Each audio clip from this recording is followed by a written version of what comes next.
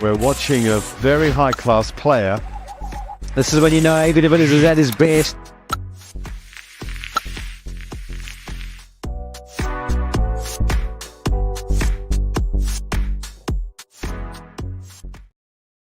Good day, everyone. It is Saturday, and just to get you used to it, this is when we will be recording into the near future. Or I don't know how long it's going to last, but I think Saturdays are the days we've decided to interact a bit.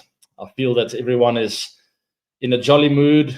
There's a lot of sport on the television screens, and it's just a nice time. So keep an eye out for that into the rest of the year. Around Saturdays for 360 Live, and then obviously in the weeks around Wednesday we'll release that recorded show. It's great to see you all. I want to know how you're all doing. So before I start, just start asking questions. Post it down below in the descriptions box. We're going to be covering quite a bit of the SA20, the Betway SA20 that is. We're going to be talking about Afghanistan and India, that incredible final T20 game. Absolutely crazy what happened in that game. A double super over. A bit of controversy with Rohit in and out. It all happened in that game. High scoring game, and just a nail biter. So post your questions below.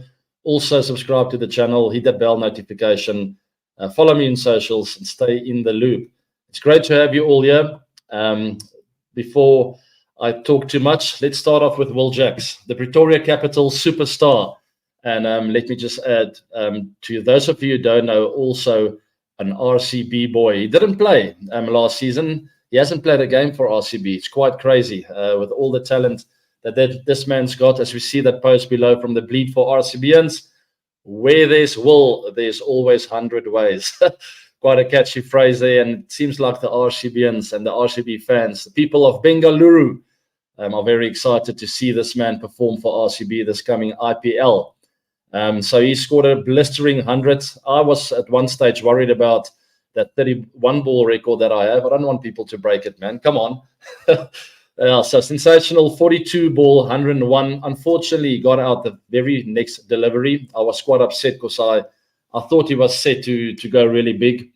He just got a knack for scoring runs at will. And there's that word will again.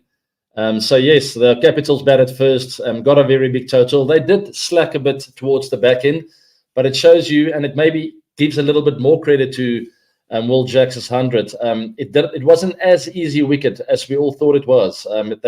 They were set for like 250, ended up only getting over to 200, maybe I think it was 204, and the opposition got pretty close to chasing that down, but we were set for a much bigger score. The thing is, there was a little bit in variable bounce, especially just outside the off stump.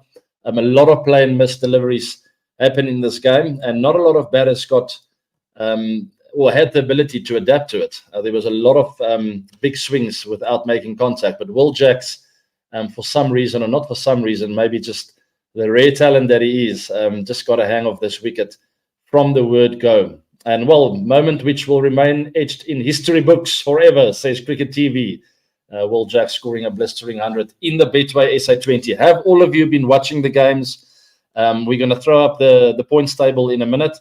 I want to know what you guys think of the tournament. It's been incredibly exciting. The people of South Africa are over the moon with this tournament. There's a huge atmosphere. Everyone really enjoys the cricket. And just going out and watching live cricket is something that's really refreshing over here in South Africa. I feel since the 90s, when I grew up, it's been really pretty quiet in a way. Maybe there were moments during my career where the atmosphere was still there, but we sort of lost that atmosphere of going to cricket games, especially on weekends. I grew up like that when I was 11 years old, watched that game live at Centurion Park. It changed my life forever. What I've told you guys many times before, I've watched Shaun Pollock get his first test wicket. And not long after, I ended up playing Test cricket with Shaun Pollock.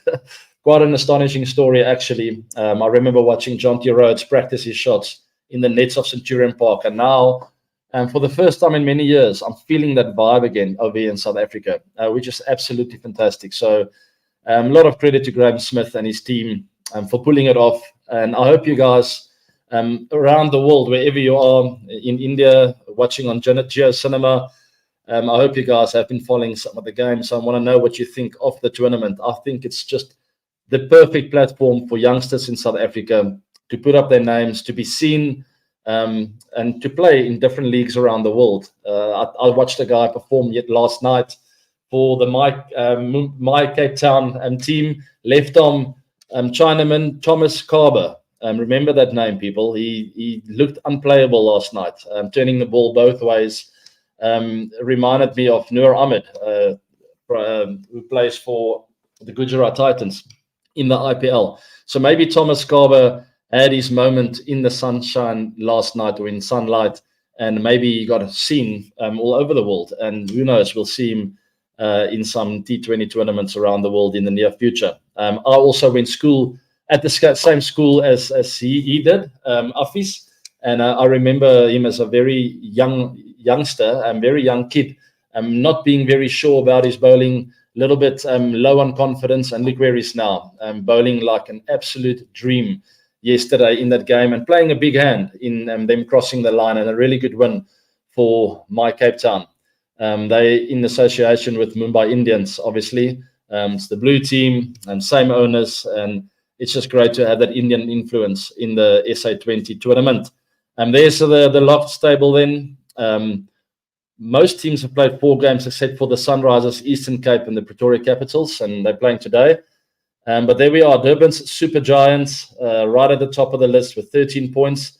Also on 13, Paul Royals, who have been playing some really good cricket, lost their first game last night against my Cape Town, and big credit to Thomas Carver. He played a big hand in getting the Royals their first loss. And then there's my Cape Town with that important win, going to 9 points. Sunrisers, Eastern Cape, last year's winners. In the middle of the log there, I'm not really sure where they're going. They had a really important win recently. They on 6 points. Obviously, their first game got rained off with the Joburg Super Kings. And then Pretoria Capitals in 5th place on 4 points.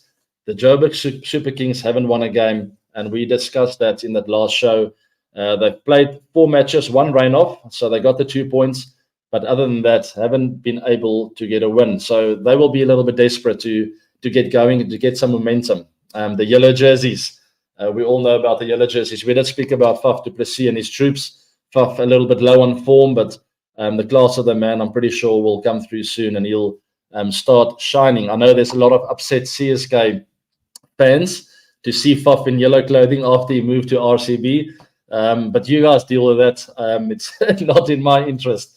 I'm happy to have Faf at RCB. He's a really good player, but hopefully they will start going, the Joburg Super Kings. They're also playing today. There's a double header today.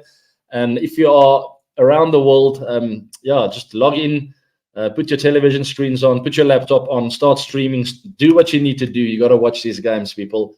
It's simply incredible. And then moving on to a very, very special story. It's the West Indian fast bowler, Shamar Joseph. I've never heard of his name before up until this test match against Australia. Just a beautiful story. Here's the post from Bharat Sundarasan. What dreams of Madoff? Had only bowled with a tape ball till 2 years ago. Ends up next door to a Guyanese cricketer who sends him to a bowling camp where he gets spotted by Curtly Ambrose. And here he is celebrating a wicket of his very first ball in Test cricket in Adelaide, and none other than Steve Smith. He's on top of the world when it comes to Test batting stats. And Shamar Joseph decided to get him out with his very first Test delivery. Now, to even add to that story, a few years back, Shamar Joseph was quoted, or not a few years back. This is where he was a few years back. But let's see this quote on Creek Bus. Shamar Joseph said, "Let me see. How do I say this? So in Barakara, logging was the only way to make a living. Woodwork, go into the bush, find and chop trees. And one day a tree fell and narrowly missed me on the way down. I was there with my siblings and my father. It was a very narrow escape. I said in that moment, as my life flashed before my eyes, that I can't do this anymore." So he stopped doing that. It was obviously an emotional story for him to move away from the family business. He's a married man and he needed to provide. I think his wife was even pregnant at the time. And he made the big call of following his dream and going to play cricket. He played for Ghana, I think, for a few first-class games, and not long after, the class of the man started shining through. And here he jogged out at the Adelaide Oval and got a wicket with his very first delivery.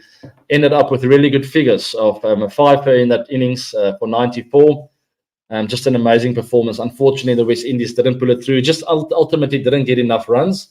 But a beautiful story nonetheless. And we did post a link to that story down below in the descriptions box. So if you want to read a bit more about him and the fairy tale story of Shamar Joseph, go have a look in the descriptions box. That's all for today. I'm going to be taking some questions of you guys. So please keep posting on any other topics, whatever you want to know about the Betway SA20, about that India game against Afghanistan, that super over. We've seen some incredible stories play out on the cricket field of late, and then also that Shamar Joseph story. Ask me any questions.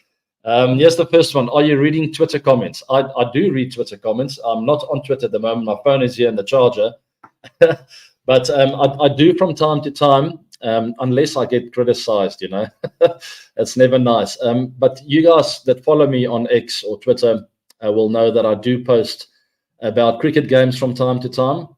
I don't always get time to reply to some of the comments, but I do like when I'm sitting on that couch watching every ball live, I start interacting. And there's been a couple of occasions where I have interacted with my fans, especially when I've made a bit of a controversial comment or two. I like reading the game and sort of not predicting, but having a bit of having my own personal opinion of where I think the game's headed, who look comfortable, who doesn't look comfortable, which opposition is leading in the run scoring department, who's got the best chance of performing, stuff like that. And then also that win predictor that irritates the living daylights out of me. I never feel it's accurate. So you guys that follow me on there, you would have seen some of the comments. And then I do from time to time interact. I will try and do that more often. So yes, thanks for that question. I do comment from time to time, but I'll try and work on that. Can Will Jacks be part of the RCB starting 11? Now, there is the big question. We know he's talented. We know he can score big hundreds. We know he'll do well at the Chinnaswamy Stadium. But it's a selector's nightmare what happened the other day. Him scoring a huge hundreds of 40-odd balls, 41 balls, and just looks like the full package, He looks like he can walk out there to Chinnaswamy and win many games for RCB. And not only at the Chinnaswamy, but at the other stadiums as well. It's a very young, very talented youngster. I think he's around 25 years old, if I'm not mistaken. I did Google him the other day because I wanted to find out a little bit more about the man. I hope they make a spot available for him. It's up to the selectors to decide. Andy Flower, any selection panel will have a bit of a headache with him in form. Well, it's a good headache to have when players start playing well. You're not sure where they're going to fit into the team. So it looks good for the RCB camp. Hopefully more of them can get into form. Hopefully Faf will score some runs today when he runs out for the Joburg Super Kings team and hopefully he'll take that form into the IPL. Thanks for that question. We'll take the next one then. Chirag Agarwal. Same last name as Mayank Agarwal. Very nice.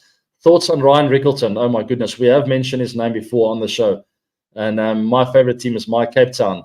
Thanks, Chirag. Yes, he swept me off my feet completely. I didn't see this coming. I know that I've always known that he's been a regular, consistent performer. He's a good player. There's no doubt about that. But the way he's playing at the moment, he's definitely taken his cricket to the next level.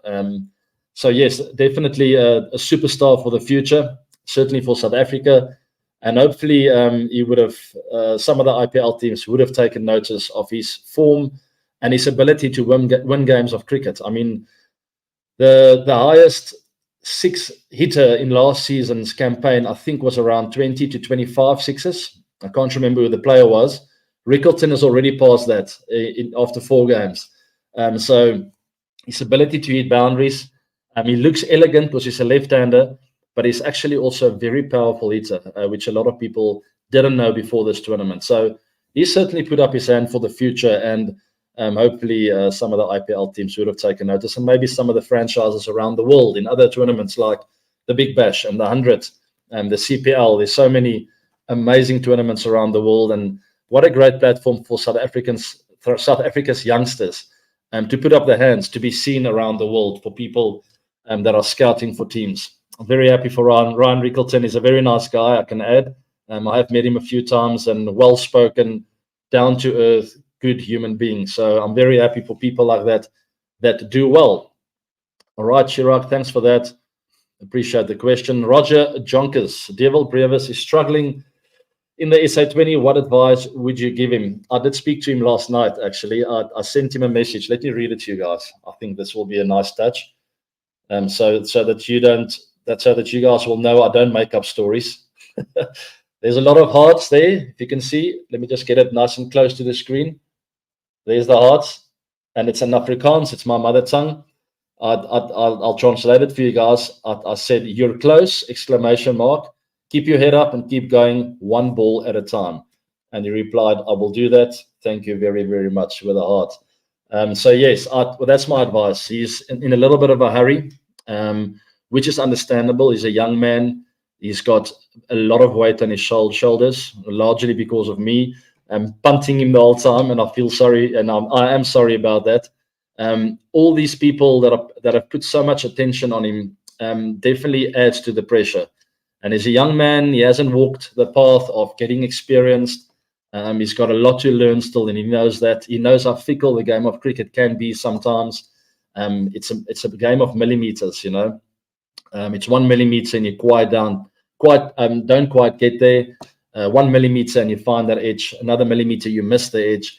Little margins like that. But the main thing that I wanted to try and get across with that message was to take it one ball at a time. Don't look ahead of yourself. You have proven to everyone that you can play the game. You've got all the shots in the book. You are with the Mumbai Indians in the IPL. You're with my Cape Town. You've been tipped as a superstar. Don't let that get to your head and start playing in a way where you feel like you have to entertain everyone with every ball. So my message to him has always been, try and bat 20 overs. You've got all the ability in the world, all the talent in the world. If you just bat, you will get to a strike rate of 180, 200, because it's just in you. It's in your nature. It's the way you play the game. And I can relate, because that was one of my big issues growing up as well. And Mark Boucher always was the guy to tell me, AB, no one's going to score faster than you. So don't try and be the guy to score the fastest. You're already that guy. Just play the game. And that's my message to Dewald Brevis. And I have absolutely no doubt that he's still the superstar that I think he is. He is very young, people. And sometimes as a fan and as a supporter, you need to be patient with players. Like I got that patience from my leaders, Graham Smith, Ray Jennings, Mickey Arthur. All my coaches showed a lot of patience with me because I was incredibly erratic and up and down, inconsistent. But all my people around me, Jacques Ellis, were patient with me. They pulled me in and said, this is how you can do it better, one step at a time. And ultimately, only when I was 28, actually, it took a long time. In 2008, I think, let me just do the math here.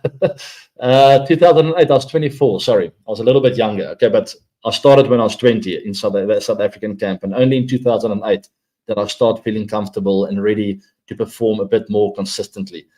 So take your time, Dewald Brevis. We're all still behind you. You're not always going to succeed, and that's the amazing thing about cricket. People think the heroes and the superstars perform every single game. They don't. You are set up to fail more than you're going to succeed. That's how cricket works. Out of 10 innings, you might score 200s and a 50 or 250s, but what about the other 6 or 5 innings? You fail, and you're going to have to find a way to start dealing with that, but find a way to become more consistent. And one way to do that is to take it one ball at a time. So big ups, Mr. Brevis. We're still behind you. You still have your fan base. You're going nowhere. Class is permanent. Form is temporary. I can't wait to watch him play in the next innings. All right. Thanks, Roger, for that. Sorry, that was a very long answer, but I do care about the guy. Aryan Rishi, thoughts on the India-Afghanistan game earlier this week? I did touch on it briefly with the intro. Simply outstanding. I have to admit, I have to be honest, I can't lie to you guys. I didn't watch every ball. I was on the golf course. I was invited by a very good friend of mine for a birthday golf day. I didn't even know those things exist. But yeah, I got invited to a birthday golf day. It was a lot of fun. And only later on in the evening, obviously, India is 3.5 hours ahead of South Africa. I missed most part of the game. And I did watch some of the highlights. Just an incredible high-scoring game. How it ended up as a tie, I don't know. And then a double super over. It doesn't happen every day. And then also the controversy with Rohit retiring himself out. I think that's what they called it, or gave it on the scorecard, and that's where the controversy came in. So he batted in the next super over again. But if you retired out, or if you get out in a super over, you can't bat in the next super over. So I think the answer to that is maybe they claimed that he had an injury or he had a niggle. If you go for an injury, you can come back and bat again. So maybe that's maybe it was just a scoring issue where they put out retired out and were supposed to say injured, and then you can obviously bat again. But nonetheless, what a fantastic game. Shows you once again how far Afghanistan have come with some incredible talent in that team. They're playing some really good cricket, and they've certainly become a big threat to all the big cricket playing nations: Australia, England, South Africa, India, Sri Lanka, Pakistan. They can all lose to Afghanistan all of a sudden, and that was not the case 5 to 10 years ago. So it's fantastic to see how some of the associate teams, how far they have come with the skill set and the experience they've gained. And a lot of credit's got to go to the ICC. I know I always give them a hard time, but you got to give them credit sometimes for giving exposure to some of these minor teams or smaller teams. It's a bad word to say, but not smaller teams, but teams with less experience, teams who are more recent, if you know what I mean. All right, moving on to the next one. Nitzek Johan, IAB. Where do you see Afghanistan in a few years' time? The growth in the last few years is astonishing. I personally feel Afghanistan will be a formidable side in 2 years' time. Yes, I mean, guys like Rashid Khan, Mr. Nabi, Noor Ahmed, Gurbaz have incredible talent in that team. But what I want to say about that is when there's talent, where a team performs well, dreams are created. So the youngsters will be watching the Euros on the television screen. And we know Afghanistan as a country have been through a lot of turmoil in the past and also the recent past. We saw a lot of posts from Rashid and all the players sort of crying out for help in a way. But at the end of the day, there are youngsters in Afghanistan that are starting to dream. And that's where you start forming a healthy system. And that's what I spoke to Graham Smith this morning. And I told him, listen, what you've achieved with this tournament, you have no idea how big that is. Because when I watch these games, I sat in the box, watched that Centurion game the other day, not the one which Will Jacks got 100, the one before that, where the Pretoria Capitals lost and was a close game. Anyway, I was watching the youngsters and I could see their eyes as big as saucers and just starting to dream, you know. They were playing the games. They're talking about the Euros on the field. David Miller was playing and Josh Butler, Wayne Parnell, all those guys were on the park. And that's where a healthy system is created, where you get the youngsters in your country to start dreaming. And that's where the IPL is also so amazing. They watch the Euros on television screens the whole time. What do? They go into the backyard and they start hitting cricket balls. So yes, I think Afghanistan is on a really good road to success in the future. I don't know. It's difficult to give a timeline. You say in 2 years' time. That's never easy to say, but they have got the capacity and the capability of causing a lot of upsets in big tournaments and to big teams. And that's a great place to be, as long as they can try and find that consistency. And one way to do that is to make sure guys like Rashid and Nabi and Noor Ahmed, Gurbaz, and the list goes on, that they play for as long as possible, to make sure those youngsters coming in have the experienced players to teach them the way forward and to show them the way and teach them about the culture that you've created and that you want to last for a long time. So there we go. It goes from generation to generation. And it reminds me of the New Zealand rugby team's theory, the All Blacks. They have this theory about the sun. So the sun is always, it never stands still. And as the players come, the time to be in the sun moves on, but the players list keeps going. But that sun keeps going around and the players move on. And as the fresh ones come in, they learn about the culture and then the sun is on them and then they move on. So it's quite an amazing theory that they have there. But it just shows that respect for the next generation coming in, and it's your responsibility as an elder to teach them. And as you move on, it becomes their responsibility to teach the next generation again. So that's where Afghanistan is now, and I think it's crucially important to give all that information to the youngsters coming through, so that they can teach the youngsters of today, the very youngsters, the 5, 6, 7-year-olds. They can teach them once they're ready, and show them what the culture is all about and how to win games of cricket on the big stage. Thanks, Nitik. I'm going to take a couple more, guys. Let's have a time check. Yeah, 1 over here in South Africa. I've got another 5 minutes for you, and then I'm off to a barbecue with some good friends of mine. Sri Hari. Oh, by the way, my 8-year-old had his first cricket trials today. So I felt what it. I got that feeling of what it had to feel like for my parents growing up, dropping me off at cricket games and at trials. I was more nervous than him. I drove in the car and I got butterflies. It was absolutely crazy. Just about an 8-year-old trial game. I mean, do me a favor. But I can't help it. You can't help human emotions and love, right? So I dropped my 8-year-old off. He had his full whites on with the high socks. He's had his floppy hats on.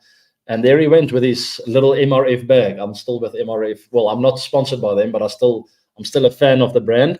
But hopefully soon I'll get them in the 360 brand to play with those bats. Keep an eye out for that. I'm not going to say too much, but hopefully that will come out pretty soon. We can post that question again, guys. I'm going to do 2 more. Hi, AB, super fan. Thank you very much. Last time you said you'll send personalized video message to me. I'm waiting for it. Share some memories of your recent India trip. Love you, AB. I do remember that. Yeah, sorry about that. I will try and get that video message to you. Backroom team, please help me out with that. It's pretty easy to create that video for me. And I generally send it to the prize winners or the 360 quiz. So keep an eye out for that in the week. And I will also send a little signed bat of the 360 brand. So be sure to take part in the 360 quiz coming up in the week. But yes, some memories of traveling to India. There's too many to mention. I just love going there. I'm coming over to the IPL again in March and also in May. I've got 2 trips lined up. I'm coming back for school holidays, which is in April over here in South Africa this year. So I will be in India in March and May for that IPL. And I absolutely love traveling India, experiencing the cuisine. I'm going to be based in Mumbai most of the time, spending time in that studio. And then I just love going around Mumbai. I'll also spend time with my Make a Difference charity organization, or not mine. I'm a part of it. I'm a brand ambassador. And we've done some amazing stuff in the last year. And we have a lot of plans for this year. As my daughter walks in, I don't have privacy in my studio here. She's telling me to stop now. Okay, so yeah, she's right next to me, so sorry about that. I can show you her hair. There's her hair. She's blonde like Dad. Anyway, moving on to the next one and the last one, the final one for this week's 360 Live. And I already want to thank you all for joining. Yashas, nice name. Thoughts about Rinku Singh's batting are just incredible. And once again, credit to the IPL. That's what the IPL is all about. And the SA20, what I'm excited about is that platform for the youngsters and people who you don't hear about often. So Rinku Singh, when he arrived on the scene, I had no idea who he was. And all of a sudden, the IPL gave him the platform to become the cricketer that he is today. And it's just fantastic. Sorry about that. We have a bit of noise. Shh, sissy. Yes, no, he's a fantastic player. He's a match winner. And he's becoming consistent as well, which is vitally important to be a good T20 player. You need to try and become a consistent player who's always in the game, will always try and win games for your team. Sorry about the background noise. But on that note, I'm going to call it a day. Thank you very much for all the questions. I had a lot of fun with you guys. It's a Saturday afternoon. I'm off to light a fire, throw a bit of meat on the grill, and we're going to be having a really good Saturday with 2 Betway SA20 games on today. So subscribe to the channel right there. Hit that bell notification so you can stay in the loop with what I'm getting up to. And maybe just keep an eye out for those 360 bats. Hopefully they will make it out to around the world very soon. Thank you very much, guys. Follow me on socials as well. Have a fantastic weekend. And I'll see you guys in the week for the 360 show. And I love you all too. Thank you very much. That side. Lots of love. Goodbye.